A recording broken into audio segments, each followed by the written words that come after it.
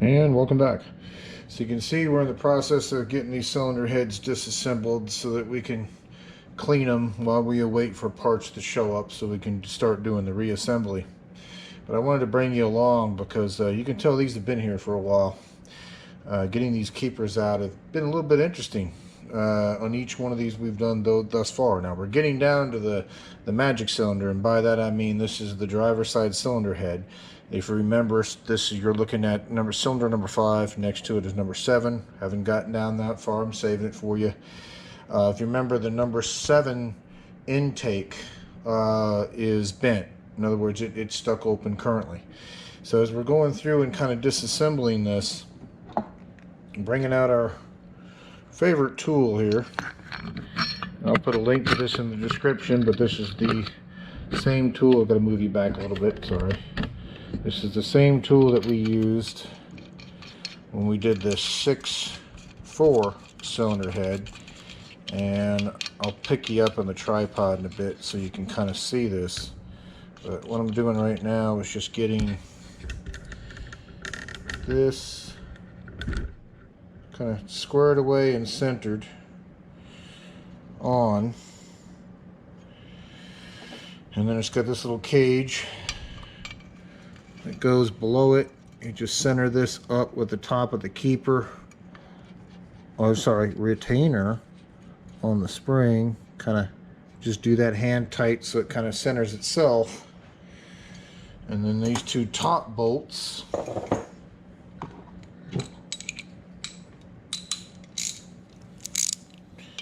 all I do is put them in hand tight. No need to go, full torque on these. Just enough that it doesn't pop up out of there and, strip threads or hit you in the face while you're trying to do this. Now, when we did the 6-4 cylinder head, it had very low mileage on it, not nearly as many years. But these are being proven to be kind of interesting. I'll show you what I mean. Now underneath the cylinder head, you can see it here, we got a little bit of a block of wood, and we also have a pad of post-it notes folded in half to kind of take up the space so the valve doesn't try to push down when we push this out. But let's see if this one will do what the other ones have been doing. Just to let you know that these have been in here for a while. You see, we're compressing our spring. There you go. You hear that pop? That one wasn't too bad. The other ones, I've had to be almost completely compressed to the point it started to pick up the cylinder head and then push down on the cylinder head to get those keepers to snap loose of that retainer. That just tells me that these guys have A, been in here for a while, and B, there we go, beautiful. There's our two keepers right there. It just tells me, again, like I was saying, it tells me that A, this has got some age on it, and then B, it could very well be that the cylinder head actually looks pretty clean. It doesn't look like it's got a lot of varnish or anything on it. So I'm kind of hesitant to say that they didn't keep up with the oil changes. I just think it's just, 190 something thousand miles, and it's a 2009 vintage. There we go. We can back that out. We can take our cage out. We can grab our other socket. And again, I'll put a link in the description to where I picked this tool up. I want to say I got this particular one off Amazon, but I think Summit Racing also sells this. This is just specifically for doing Hemi style heads. There are other tools like this that will span, the entire rocker valley and allow you to kind of do multiples at once. But this one's good. It gets the job done. Yeah, you got to move it from cylinder to cylinder to cylinder, but for the work we're doing here, it's fine. Now these are you can see these have got the cage wrapped around them. Now I got to do a little bit of research, but when I was looking up replacement springs, these springs had the same part number as the base springs, the factory springs we pulled out of the 6-4. So my plan was to use the springs I took out of the 6.4 because they only have 20,000 miles on it versus 190,000. Now these springs look good. We can more than likely put them back in there and they would be fine, but I would be comfortable having a newer set of springs. But the springs I took out of the 6.4 don't have this metal guard on them. I don't think it's critical. I think the replacement springs for a 5.7 also don't have this guard, but I'm going to have to research that. And if that's the case, I'd rather put a newer set of springs in it and not have to worry about this metal guard, because it does kind of make doing this kind of stuff while it's on the cylinder, while it's installed on the motor, harder, as well as if you're just trying to inspect springs for a broken spring. Having this guard on half of it, you know, as you can see there, just it makes it hard to do an inspection. But what I've been doing for these is keeping them paired together. So I've been putting all the exhaust springs and keepers, or sorry, retainers, and then all the shims in one pile, and then taking all the intake ones off and putting them in their own separate pile as far as the retainer, the spring, and the shim underneath. It looks like it's all the same setup. In other words, exhaust and intake side both look like they have the same thickness of that shim, along with the spring and the keepers and the retainer and so on and so forth. But one thing else I can show you here, and it's just due to age, but you can see that valve stem seal is actually kind of hard and brittle, and the ends are starting to fray. So yeah, definitely going to have to replace valve stem seals. Not that we weren't going to, but yeah, we're definitely going to be doing that.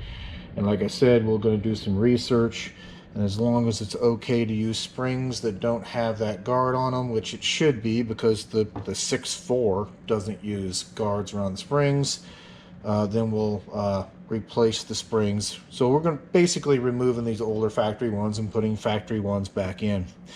But with that being said, I'll let you go. I just wanted to show you that, and I'll tell you what, let's do this. While I got you here, it's going to make this video run a bit long, but let's pop loose the other side. It's going to be a bit hard for you to see what I'm doing because I got the camera around, but it's going to be the exact same thing. I'm just going to line this tool up to compress that spring, and it's the reason why I've got it flipped around is because I actually have a clamp on this side to help hold that cylinder head down, since these are being a bit of a bear to take out. So what I want to do is get my cage aligned. Let's turn that more to the side so I can get those keepers out. Again, I'm just going to tighten down the tool onto those posts. I'm just doing hand tight. There's no need to go full torque on that. Let's see if we get another satisfying popping sound. Yeah, it's compressing the spring, and you can see it picking the cylinder head up. And this one I'm going to actually have to push down on the cylinder head to get it to pop. But yeah, we got our spring compressed pretty good.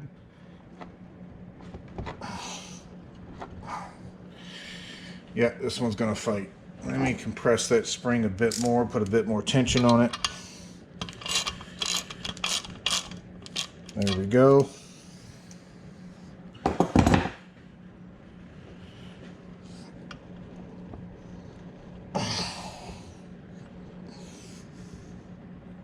Yeah.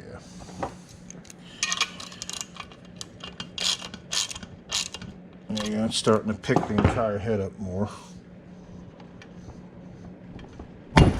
There it goes. Yeah, that one's a bit more violent on that one. It actually shot the keepers out. So what we're going to have to do now is get our keepers down. But hopefully that gave you a pretty good idea. Like I said, some of those keepers are pretty tight into those retainers.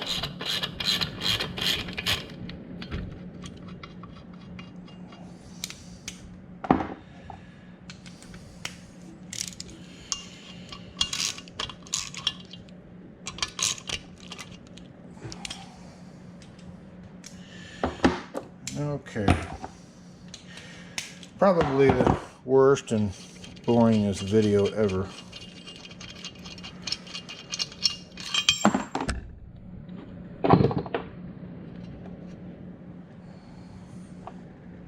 Okay, looks like one of the retainers, my fault. One of the keepers came out, but not the other one. It looked like they both flew out, but they didn't. So let that be a lesson to you. Make sure you're looking over this stuff. Okay, let's get that lined back up.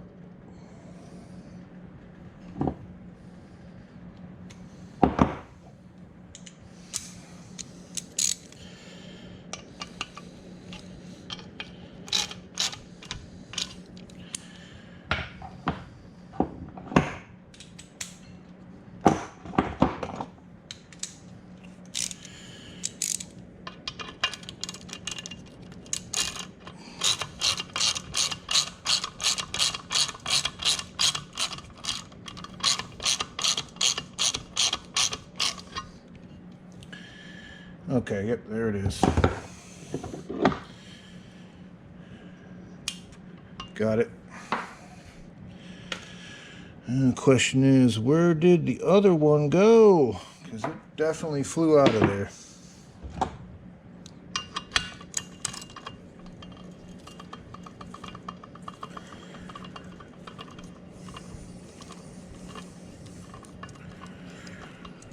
Okay, yep, it's out now.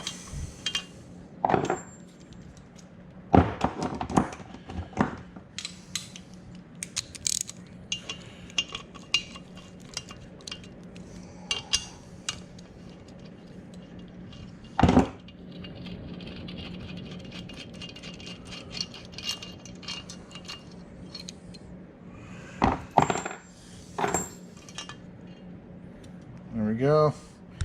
See, we got our spring. This is an intake side, so I've just been kind of putting them in their own separate dish, just in case there is a difference. I don't believe that there is, and since these keepers, as you've seen before, are no bigger than that, when that finally broke its tension and shot off, it literally could have probably went halfway across the room. I'll probably never find it again. Oh well. And we're going to put new keepers on it, new retainers on it anyway. With that being said, I'll let you go. I'm going to get this one, which is our exhaust one, taken off our number 7 cylinder, and then I'll bring you back when we do the bent one, just to kind of see what the carnage is. I'll bring you back in a bit. Bye. And welcome back. So we got you set back up. What you're looking at is we turn the cylinder head around, but you're looking at the number 7 intake. This is the one that's bent. As we know, we're just getting our compressor in there and lined up, making sure these are hand tight, and they are. Hopefully we can compress this thing enough to get these keepers out. Yeah. See how that one's doing that, where it's not stuck and it's coming off? Well, I mean, that's because our valve is bent and helping us out, but that should be the way they come out. You know, at least that's the way it did on our 6.4. It didn't have nearly the amount of mileage on it. Once again, you can see that spring compressed and those keepers fell right out. And we just got to get them turned to where our magnet can get them out. There's one.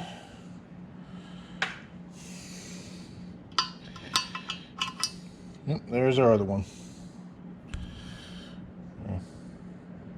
We did find the one that we lost earlier that shot off in the last camera shot.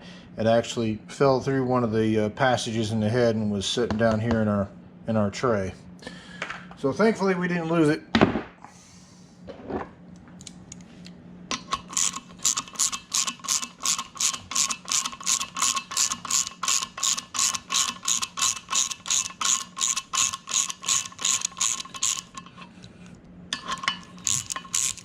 This particular compressor here would also work great if you had to change a spring out while it was still on the car.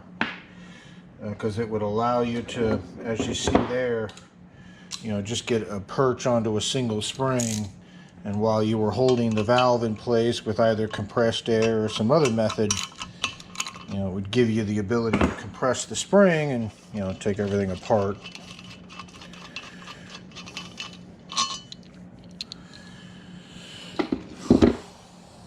Okay. There's our spring, which looks good. A retainer also looks just as good as the other ones we've taken off. This is an intake, so it's going to go over here in a separate tray. And then let's get this valve out of here and see what it looks like. So there's that folded up thing and post-it notes I was telling you about that we just have sitting on a block of wood. And I'm using wood because I don't want to mar up the mating surface of the cylinder head. You know, wood versus metal, you know, metal's gonna win. So this is the exhaust. That one seemed fine, came out with no issue. Now let's get our bent one out of here. Yeah, that's what I thought. That one is gonna be a bit of a pain. We may have to drop some penetrating fluid down in there and give it some taps, but yeah, that's a bit stuck.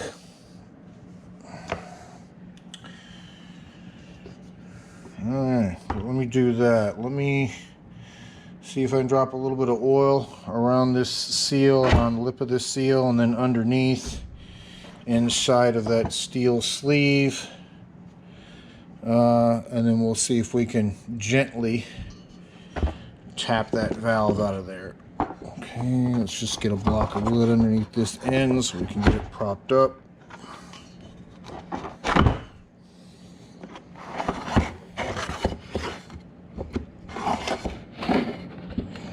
There we go. Okay, so I'm going to work on this and then I'll bring you back. Thank you much. And welcome back. Got you zoomed in a little bit. We did get our valve out and took some lube and a little bit of persuasion. Okay, you can look at that there. And she is most absurdly bent. Now you can see right here there's corrosion. Not really corrosion because you can scrape it with your fingernail, thankfully, so it's not rust. It's just gunk and debris that had gotten down in there and settled on the shaft of this, which is why it made it so difficult to remove. I ended up having to tap on the end of this with a hammer to get it to go, lubed it, kind of tapped it, and then finally finished it off by hitting it with a really small punch, making sure that we didn't, you know, make contact with the steel sleeve that these shafts actually ride in. And like I said, at first I thought maybe it was rust, but no, like I said, you can see me kind of taking my fingernail to it and scraping it off. It's just crud that got down in here and got down in the surface down there that was making this, you know, almost pretty much stick in place and not remove. So what we then did was take one that we know that was good, just as an experiment, clean this one up, thoroughly sprayed that sleeve down with a bunch of oil and just kind of worked on getting the crud out of it and just dropping them down in there. And you can see it drops down in there with no issue. It doesn't appear to be binding on it. I don't think I can reach my hand underneath here. I'm gonna have to tilt it out of your view a little bit, but you can see how nice and smooth that is. It's not binding it, it's not catching it. It's allowing it to open, it's allowing it to drop in place. And like I said, at first, admittedly, when we lubed this up and was trying to clean that bore out, it was hanging this valve a little bit.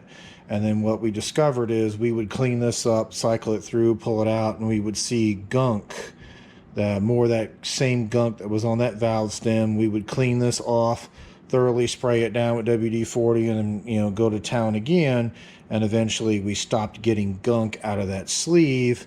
And then as you saw, we could put that down in there, push it down in place, and once again you can see it'll actuate fine. You know, we can pull that out. And I did take the valve stem seal out to make this a bit easier, so we weren't hitting the resistance of the top of this valve going through that old seal. But like I said, it seems fine. It doesn't seem like there's gunk in it. It doesn't seem like there's damage to the steel sleeve that these ride in. So you can see that we've got our head tore down at this point, all the springs and everything out. We're going to put this one off to the side. We're going to tear the passenger one down, and then we'll get ready to sit down and give these things a thorough cleaning. Now, to give you a tip on this, I'm going to try this, and you can see what all this WD-40 is actually starting to do now to this carbon, is that there's another YouTube channel called The Humble Mechanic. He was a VW, a Volkswagen mechanic for many years, does a lot of stuff with Eric the Car Guy, and he stopped being a Volkswagen mechanic at a dealership and kind of went off and did his own thing, you know, being able to promote his channel. And when he was doing work on a Volkswagen, he was rebuilding it to get all the old carbon off, and I thought this was a cool trick. The engine block as well as the cylinder head, he just soaked it down with good old WD-40. Of course, he didn't use a spray can. He had the liquid pump spray kind, but he thoroughly soaked everything down with WD-40, and he let it sit there, I think, for a good day or 2 days or whatever it was. And then he was able to just take like a normal scraper and literally just push the carbon right off the surface. So last time we did this to a set of 6.4 heads, we, if you remember, just used some True Fuel. The non-2 cycle, the actual unleaded True Fuel. You can get it in a gray can at most, you know, home improvement stores like Lowe's and Home Depot and such, you know, in the same area that you get lawnmowers and such. We use that as a solvent with a little bit of red or green Scotch-Brite to kind of go over the surface and get all this cleaned up, and it turned out really well. But I'm curious, let's see what's going to happen if we soak the cylinder heads down in this and let it sit there for a couple of days, if the carbon is just that much easier to clean up. Because you can see, and I'll pan you down here, you can see we got a lot of carbon, especially as you would expect on the exhaust side of the house, as well as the combustion chambers in general. But we're going to continue, like I said, to go through, get the passenger side cylinder head disassembled, and I'm sure the keepers will continue to pop out of place on that one and make it just as eventful. And like I said, I am going to sit down and research this spring and see if the new ones just don't have this metal sleeve on them anymore, because I'd rather put it together without that metal sleeve, to be honest with you. And the only thing I could think of is that it will affect the spring height just a tad bit, because if you account for the thickness of that tab on the bottom, that sets on top of that spacer. So if this cage wasn't there, then your spring is going to set, what, maybe a 0.5 millimeter, or maybe a 10,000ths of an inch, somewhere around there, who knows. But either way, I don't have a definitive measurement, but either way it would make this spring set just a little bit lower. Now it may be such a small amount that it makes no difference, but like I said, I'm going to research a new set of springs and see if a factory set of springs continues to have that retainer or not. But with that being said, like I said, I'll cut the video at this point. I'll bring you back when we get the other cylinder head disassembled, just to show that to you, and then we'll go from there. Thank you much. Bye. And welcome back. Quick shot of the passenger side cylinder head, and we've got a stereotypical broken stud. When we took this one was already broken when we took the heat shield off, and this one over here unfortunately is snapped flush with the cylinder head. So I don't own a welder, but I'll see if I can get some easy outs or something along that nature. See if we can drill into the center of that bolt and get that out. So we got some work to do there to get that out. This one wasn't too bad. It was actually loose. I was able to just, spin what was left of the stud, as you can see here, to get it out. Someone had an incorrect, same thread pitch, but different size head on the bolt going into that one. They pulled a few threads out at the very beginning of this one, but there's enough meat left in that hole that once we get the correct replacement hardware, it looks like we'll be fine on that one. So what we've got left to deal with is just getting the remnants of that bolt out, but we'll tackle that for a later day. You can also see on this one, it looks like maybe somebody tried cutting this bolt at one time, because you see a nice little line, a nice little cut line going from there all the way across to there, and maybe like somebody had a circular cutter, like maybe they were trying to cut that out for some reason. It was the only thing I could think of that would give you a nice straight cut line like that. The good thing is that it looks like they just barely missed where the seal is, because you can see the surface of where that gasket sets. It goes around and it just hits the outer edge there and starts curving back in again. And you can see another slight mark right there as well. So a small cut going across that one, which is going across the sealing surface, unfortunately, and a small cut which is right above it. Now all this stuff you see here, that was me touching it with my fingers, so it doesn't look like there was too much or if any an exhaust leak on this side, but yeah, that hurts my feelings. So what we'll have to do is, with this bolt also being broken, you know, it wasn't clamping down in this area as well. So once we get the replacement hardware, I should say replacement and upgraded hardware, that should hopefully clamp down enough to be able to seal that. Because like I said, it looks like you may have had a little bit of blowed by right there, but again, that bolt was broken. So we shall see. So we got a couple of issues to keep eye out on this one. We're going to go through like we did the last one and get all the valves pulled out, and then we'll bring you back. Thank you much. And welcome back. So got you on a tripod once again. As you can see, we've gotten all of our springs and valves out of our passenger head. Just doing one final step on these before I start again soaking them down in some WD-40 just to start breaking some of this carbon up for cleaning.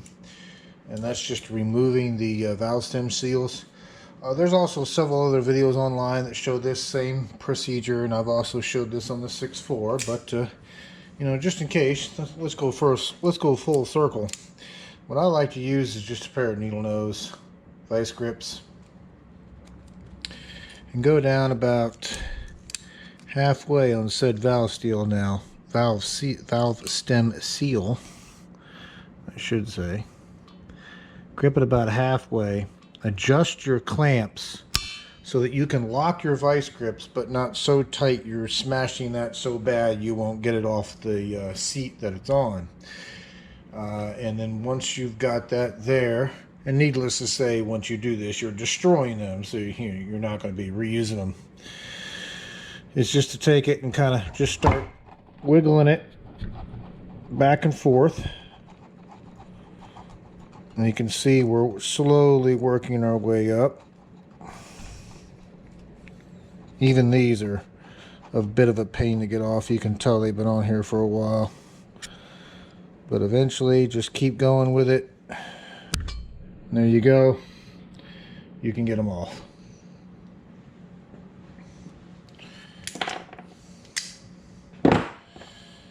So that's not too terrible. They got gunk underneath of them, just like everything on this cylinder head has got gunk on it, but that pretty much means that this one is completely stripped at this point and ready for cleaning. And just to let you know that we were taking the keepers out of the retainers on this one, just like the last one, and just like on the driver's side head, a lot of them we had to crank down on the compressor and kind of gently push down on the head to get the keepers to free up from the retainers. Some of them turn into projectiles and kind of flew, and luckily we're actually able to find all of them, so we're not missing them.